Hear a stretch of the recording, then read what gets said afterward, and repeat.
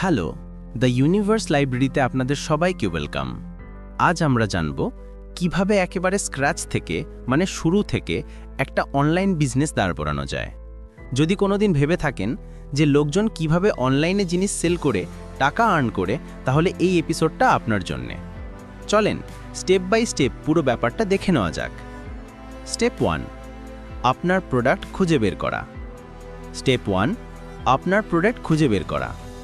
যে কোনো অনলাইন বিজনেসের সবচেয়ে ফার্স্ট আর ইম্পর্ট্যান্ট কাজ হলো ডিসাইড করা যে আপনি কি সেল করবেন।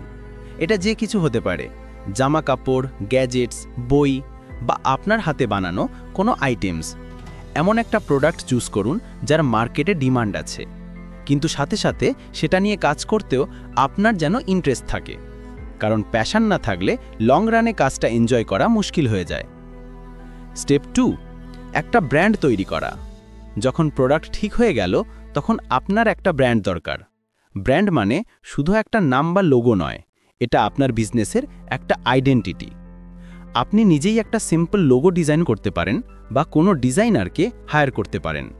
মনে রাখবেন, আপনার ব্র্যান্ডটাই কাস্টমারদের আপনাকে মনে রাখতে আর আপনার উপর ট্রাস্ট করতে হেল্প করবে। Step 3, online store set up করা। এরপর আপনার দরকার একটা ওয়েবসাইট বা অনলাইন স্টোর। শপিফাই, ওয়ার্ডপ্রেস বা এমনকি ফেসবুক বা ইনস্টাগ্রাম পেজও কাজে লাগতে পারে। আপনার ওয়েবসাইটে যেন প্রোডাক্টের খুব ক্লিয়ার ছবি, ডিটেইলড ডেসক্রিপশন আর প্রাইস দেওয়া থাকে। পুরো সিস্টেমটা এত ইজি বানান যেন লোকজন খুব সহজেই আপনার স্টোর ব্রাউজ করে জিনিস কিনতে পারে। স্টেপ 4, প্রোডাক্ট জোগাড় করা।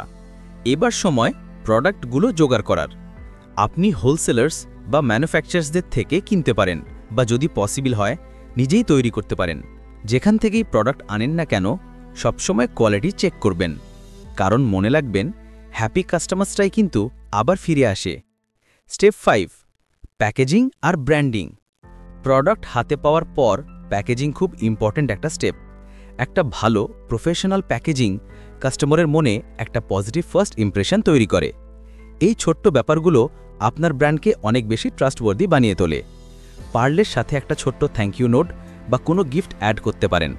এটা কাস্টমারদের এক্সপিরিয়েন্সটাকে আরেকটু স্পেশাল বানিয়ে দেয়।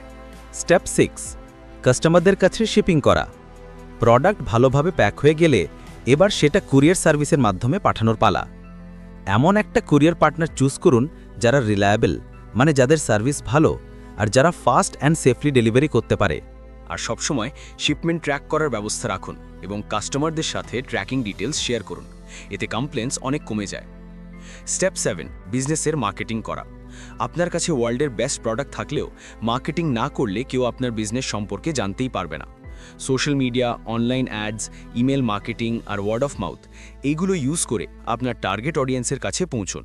তাদের বোঝান আপনার প্রোডাক্ট কেন তাদের জন্য ভ্যালুয়েবল। স্টেপ 8, মানি ম্যানেজমেন্ট আর গ্রোথ। একটা বিজনেস চালাতে গেলে খরচা আছে। প্রোডাক্ট কেনা, প্যাকেজিং, শিপিং, মার্কেটিং সব কিছুতেই খরচা আছে। তাই আপনার এক্সপেন্সেস আর প্রফিটের হিসেব রাখা খুব জরুরি। প্রথমে ছোট করে শুরু করুন, ধীরে ধীরে বিজনেস থেকে শিখতে থাকুন আর তারপর আস্তে আস্তে বিজনেসটাকে স্কেল আপ করুন।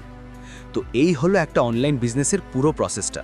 প্রথমে শুনতে একটু কমপ্লিকেটেড মনে হতে পারে, কিন্তু যদি আপনি একটা একটা করে স্টেপ নিয়ে আগান, তাহলে যে কেউ এটা করতে পারে। শুধু 3টে জিনিস মনে রাখবেন: ঠিক প্রোডাক্ট চুজ করা, ভালো সার্ভিস দেওয়া আর স্মার্টভাবে মার্কেটিং করা। দ্য ইউনিভার্স লাইব্রেরি শোনার জন্য অনেক ধন্যবাদ।